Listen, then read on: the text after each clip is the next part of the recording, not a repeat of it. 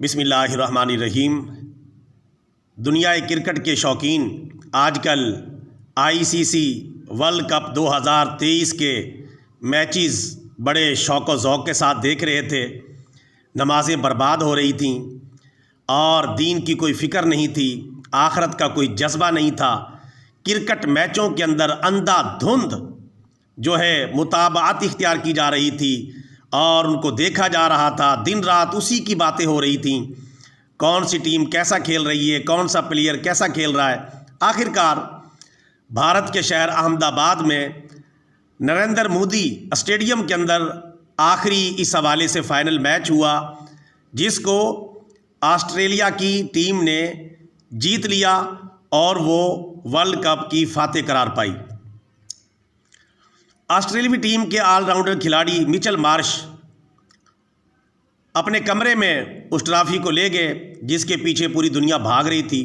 وہ world cup جس کے پیچھے پوری دنیا اندھا دھند بھاگ رہی تھی اور ان کے منہ سے رال ٹپک رہی تھی اس ٹرافی کو حاصل کرنے کے لیے۔ اس کی ایک تصویر بڑی آج کل میڈیا پہ وائرل ہو رہی ہے۔ وہ اپنے کمرے میں اس ورلڈ کپ کو لے گیا اور اس کے اوپر پاؤں رکھ کر بیٹھ گیا اور مکہ لہرا کر بیٹھ گیا، مکہ لہرا رہا ہے اور اس ورلڈ کپ پہ، اس ٹرافی پہ جو ورلڈ کپ 2023 کی فاتح ٹیم کو ملنا تھی، اس کے اوپر اپنے پاؤں رکھ کے بیٹھا ہے، مکہ لہرا رہا ہے اور دنیا کو بتا رہا ہے کہ ہمارے نزدیک اس ٹرافی کی کوئی حیثیت نہیں۔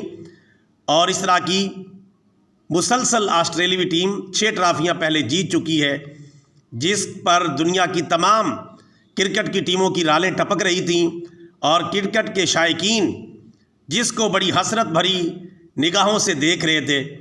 تو آسٹریلوی ٹیم کی ملکیت وہ ٹرافی بن گئی، اب اس کی مرضی ہے، اس کے اوپر چڑھ کے بیٹھے، اس کے اوپر پاؤں رکھ کے بیٹھے یا جیسا بھی وہ طریقہ اختیار کرے، لیکن دنیا کرکٹ اس بارے میں چیخ اٹھی۔ بھارتی شائقین، بھارتی ٹیمیں چیخ اٹھی کہ نہیں، اس نے توہین کی ہے، ٹرافی کے اوپر پاؤں نہیں رکھنا چاہیے تھا، اس کی توہین نہیں کرنی چاہیے تھی۔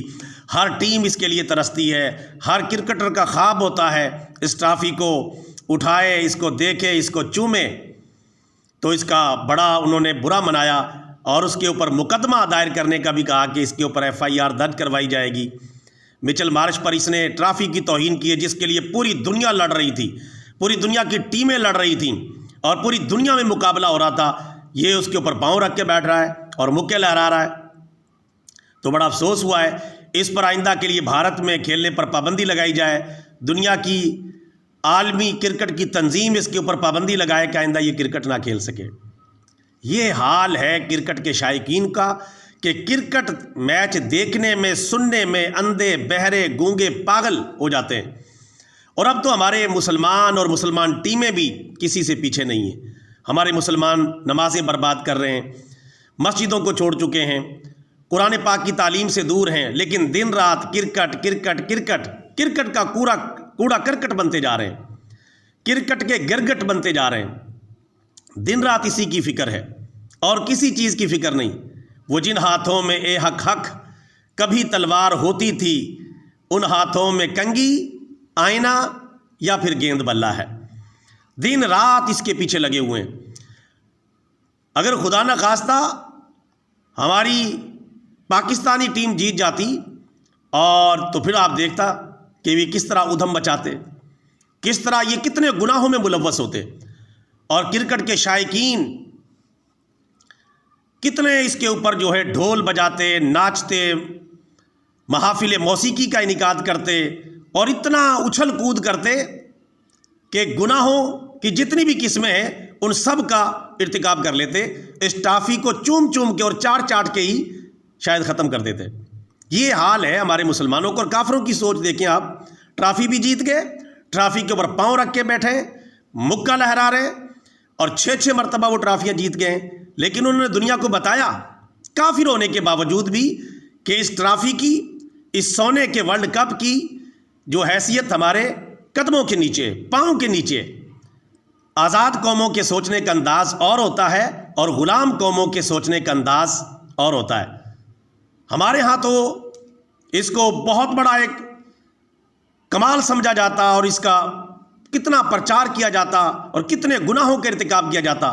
کوئی 8-10 دن پورا ہفتہ ہی اس پر بھنگڑے ڈالتے رہتے اور بتاتے کہ ہم جو ہے ورلڈ کپ جیت گئے. تو یہ کرکٹ کے شائقین کو چاہیے کہ کرکٹ کو ایک کھیل سمجھیں, کھیل سے زیادہ اسے حیثیت نہ دیں. دن رات کرکٹ کرکٹ کرکٹ, نہ نمازوں کی فکر, نہ اسلامی تعلیمات کی فکر, نہ آخرت کی فکر, نہ اپنے ملک و قوم کی عزت کی فکر, نہ فلسطین اور غزہ کے مسلمانوں کی کوئی فکر.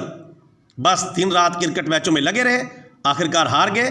اور اب آسٹریلوی ٹیم جیتی ہے, اس کے کھلاڑی نے اس کے اوپر پاؤں رکھ دیا ہے, تو کرکٹ ٹیموں کے اور کرکٹ شائقین کے منہ پہ 12 بج گئے ہیں. حالانکہ یہ کوئی ایسی بات نہیں ہے, ان کی مرضی ہے, اس کے اوپر پاؤں رکھیں, اس کے اوپر چڑھ کے بیٹھیں, جو مرضی کریں. چونکہ آزاد قوموں کے سوچنے کا انداز اور ہوتا ہے اور غلام قوموں کے سوچنے کا انداز اور ہوتا ہے. لہٰذا اپنی فکر کو بدلیں, اپنی سوچ کو بدلیں. کرکٹ کو صرف کھیل سمجھیں اور اپنی آخرت کی فکر میں لگ جائیں اور دینی تعلیمات کو اپنی زندگی کا حصہ بنائیں. اسی میں دنیا و آخرت کی کامیابی ہے.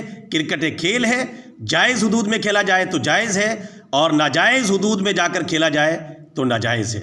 لہٰذا میری تمام کرکٹ کے شائقین سے گزارش ہے کہ اپنی اصلاح کریں اور کرکٹ کے نشئی نہ بنیں, کرکٹ کے اتنے شوقین نہ بنیں کہ نمازیں برباد ہو رہی ہیں, اسلامی تعلیمات پر عمل نہیں ہو رہا, بے پردگی ہو رہی ہے. کرکٹ آج بہت سارے گناہوں کا مجموعہ بن چکا ہے.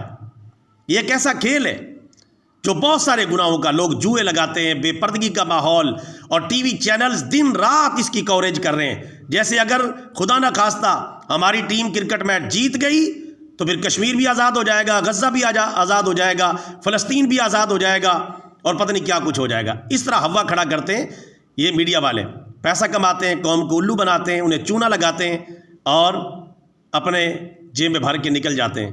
لہٰذا مسلمانوں کو ہوشیار رہنا ہوگا اور کرکٹ کے نشئی بننے سے اپنے آپ کو بچانا ہوگا. اس حوالے سے ہماری ایک اور ویڈیو ہے, کرکٹ کے شوق رکھنے والے 10 قسم کے پاگل, ہماری اسی چینل پر دستیاب ہے, وہ دیکھیں. انشاءاللہ بہت کچھ آپ کو سیکھنے کا ملے گا. اللہ تبارک و تعالی ہم سب کو ہدایت کے راستے پر چلنے کی توفیق عطا فرمائے. آمین ثم آمین.